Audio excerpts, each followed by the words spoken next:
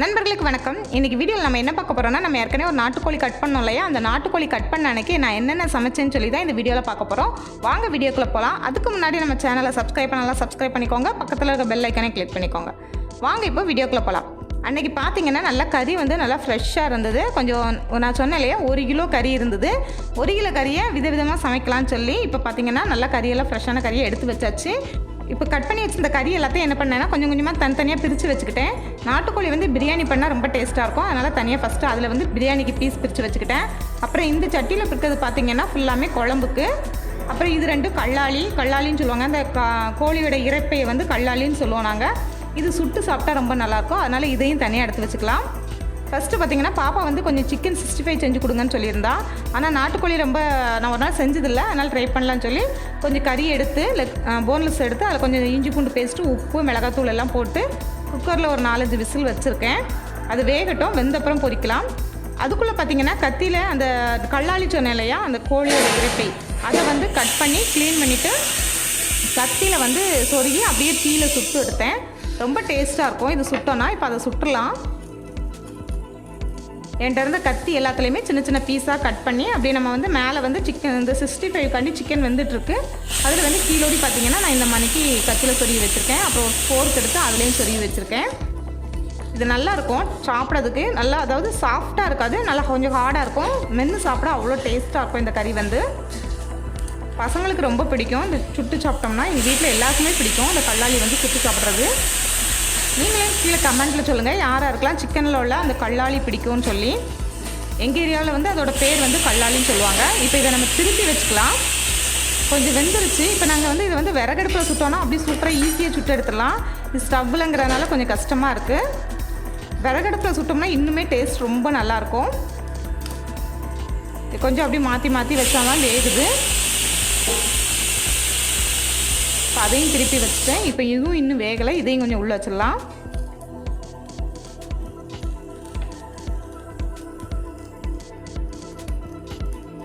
இந்த ஸ்போர்க்கில் உள்ளது பார்த்திங்கன்னா கொஞ்சம் குட்டி பீஸ் தான். அது கொஞ்சம் வெந்துருச்சு, நான் அதனால் எடுத்துட்டேன். இங்கே பாருங்கள் என்ன மாதிரிக்கு வெந்திருக்குன்னு சொல்லி. அவ்வளோ சூப்பராக வந்திருக்கு பாருங்கள். கறியெல்லாம் பாருங்கள், அப்படியே அந்த உள்ளுக்குள்ளே உள்ள எண்ணெய் எல்லாம் வெளியே வர்ற அளவுக்கு அவ்வளோ நல்லா வெந்திருந்தது இந்த கறி. இப்போ அதுவும் வெந்ததுக்கப்புறமா நான் எடுக்கணும். இப்போ இந்த பீஸ் வெந்துருச்சு. இன்னும் பாருங்கள், உள்ளே உள்ளதெல்லாம் பாருங்கள் நல்லா வெந்துக்கிட்டு இருக்கு. இந்த பீஸும் நல்லா வெந்துருச்சு. இங்கே பாருங்கள், அதை பாருங்கள் அப்படியே பொறுன்னு அதில் இருக்க அந்த எண்ணெய் எல்லாம் வருது. இது இன்னும் கொஞ்சம் வேகணும். இது இன்னொரு டைம் திருப்பி வச்சுக்கலாம். ஏன்னா அது கொஞ்சம் பெரிய பீஸாக இருக்குது. இது ரொம்ப நல்லா இருக்கும் சாப்பிட்றதுக்கு. இப்போ எடுத்துட்டேன். 3மே நல்லா வெந்துருச்சு. நீங்கள் பாருங்கள், இந்த அளவுக்கு நம்ம கொஞ்சம் பெருசாக வச்சாலும் கொஞ்சம் சுருங்கிரும். அப்படியே வெந்து சாப்பிட்டோம்னா அவ்வளோ டேஸ்ட்டாக இருக்கும். நல்லா மென்று சாப்பிட்றதுக்கு அவ்வளோ நல்லாயிருக்கும். நான் இப்போ இந்த 3 எடுத்துட்டேன். இன்னும் கொஞ்சம் சுடுறதுக்காண்டி அடுப்பில் வச்சுருக்கேன். இப்போ இப்படியே எடுத்து சாப்பிட்லாம். இதுக்கு உப்பு உரப்பு எதுவுமே வேணாம். அப்படியே எடுத்து மென்று சாப்பிட்டோம்னா அவ்வளோ டேஸ்ட்டாக இருக்கும். அப்புறம் பார்த்திங்கன்னா நம்ம போட்ட சிக்கன் நல்லா வெந்துருச்சு. இப்போ நம்ம நாட்டுக்கோழிங்கிறதுனால கொஞ்சம் வேக வச்சு எடுத்துக்கிட்டோம். இதே நம்ம பிராய்லர் கோழிலாம் அப்படியே பொரிச்சிடலாம். நாட்டுக்கோழி அவ்வளோ சீக்கிரம் வேகாது, அதனால் நான் வேக வச்சு எடுத்திருக்கேன். நான் பாப்பாட்ட வேண்டான்னு தான் சொன்னேன். 65 இதில் சுமாராக தான் இருக்கும் அப்படின்னு சொல்லியிருந்தேன். ஆனால் உண்மையிலே டேஸ்ட் வைஸ் பார்த்தோம்னா அவ்வளோ சூப்பராக இருந்தது. நானே நினச்சி கூட பார்க்கல. சரி, அவள் கேட்டாலே எனக்கு 65 வேணும்னு கேட்டாலேன்னு சொல்லி தான் நான் இதை போட்டு வேக வச்சேன். ஆனால் டேஸ்ட் பார்த்திங்கன்னா அவ்வளோ சூப்பராக இருந்தது. இப்போ இதிலே பார்த்திங்கன்னா கறி எல்லாமே நல்லா வெந்துருச்சு. வெந்ததுக்கப்புறம் தான் நான் எடுத்தேன். ஏன்னா நம்ம பொரிக்கிறப்ப அவ்வளோ வேகாது. அதனால் இப்போதைக்கு நம்ம அதை வேக வச்சு மட்டும் எடுத்துடலாம். நல்லா வேக வச்சு எடுத்துட்டேன். இப்போ நல்லா வெந்துருச்சு. அதில் கொஞ்சமாக சிக்கன் 65 மசாலா சேர்த்துக்கிட்டேன். அப்புறம் வீட்டில் வேறு முட்டை இல்லை, அதனால் நாட்டுக்கோழி முட்டையை 1 சேர்த்துக்கிட்டேன். முட்டை மட்டும் கொஞ்சம் அதிகமாகிடுச்சு இதில். அப்புறம் கொஞ்சமாக உப்பு, ஒரு 1/4 டீஸ்பூன் கார்ன்ஃப்ளவர் மாவு, இவ்வளோ தான் சேர்த்துக்கிட்டேன். ஏன்னா சிக்கன் 65 மசாலாவிலே எல்லா மசாலாவுமே ஆட் ஆகிருக்கும், அதனால் நான் அப்படியே சேர்த்துட்டேன். அப்புறம் கொஞ்சமாக எலுமிச்சம்பழ சாறு சேர்த்துக்கிட்டேன். ஒரு 1/2 மூடி மட்டும் சேர்த்துக்கிட்டேன். சேர்த்து நல்லா பிசைஞ்சு எடுத்துட்டேன் பார்த்துக்கோங்க. ஆனால் முட்டை தான் கொஞ்சம் அதிகமாகிடுச்சு. இதில் பாதி எடுத்து வச்சுட்டு ஊற்றிருக்கலாம். நான் சரி நாட்டுக்கோழி முட்டை ரொம்ப சின்னதாக தானே இருக்குது அப்படின்னு சொல்லி ஊற்றினேன். ஆனால் பார்த்திங்கன்னா நிறைய முட்டை இருந்தது. சரி பரவாயில்ல, அதுவும் பொரிஞ்சு வரட்டும் அப்படின்னு சொல்லி நல்லா கிளறி எடுத்தாச்சு.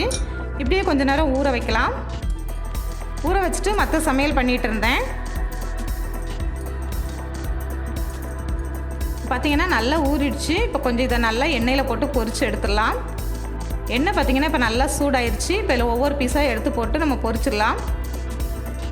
முட்டை கொஞ்சம் அதிகமானதுனால பார்த்திங்கன்னா சுற்றிலுமே நல்லா கோட்டிங் நல்லா இருந்தது.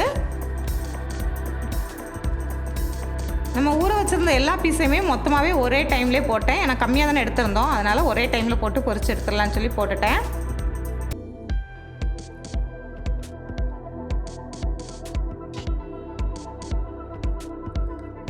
மொத்த பீஸுமே பார்த்திங்கன்னா இவ்வளோ தான். அப்புறம் போட்டுட்டு பார்த்திங்கன்னா அதில் இருந்த மசாலா, அந்த முட்டையோட சேர்ந்த மசாலாலாம் நிறைய இருந்துச்சு. அதை அப்படியே எடுத்து இதில் ஊற்றிட்டேன். அது நல்லா பார்த்திங்கன்னா பிரிஞ்சு போகாமல் நல்லா சேர்ந்து வந்துருச்சு. ரொம்ப நல்லா இருந்தது. இனி இதே வெந்ததுக்கப்புறம் நம்ம எடுத்துடலாம். நான் வெந்தோடனே எடுத்ததை மறந்துட்டேன். ஆனால் பார்த்திங்கன்னா பீஸ் வந்து இந்த மாதிரி தான் வந்தது. நல்லா கொஞ்சம் ஹார்டாக இருந்தது, சாஃப்டாக இல்லை. ஆனால் மென்று சாப்பிட நல்லா இருந்துச்சு. உண்மையிலே இந்த சிக்கனை வந்து நீங்கள் கண்டிப்பாக ட்ரை பண்ணி பாருங்கள், அவ்வளோ சூப்பராக இருந்தது. பார்த்தீங்கன்னா அப்புறமா பிரியாணி ரெடி பண்ணியிருந்தேன், அப்புறம் சிக்கன் கிரேவிலாம் ரெடி பண்ணியிருந்தேன். அதெல்லாம் இந்த வீடியோவில் போட்டோம்னா வீடியோ வந்து கொஞ்சம் லென்த் ஆயிரும். அதனால் அது வந்து பிரியாணியையும் சிக்கன் கிரேவி நெக்ஸ்ட் வீடியோவில் போடுறேன். இந்த வீடியோ பிடிச்சிருந்துச்சுன்னா சேனலை சப்ஸ்கிரைப் பண்ணி லைக் பண்ணி ஷேர் பண்ணுங்கள். தேங்க்யூ.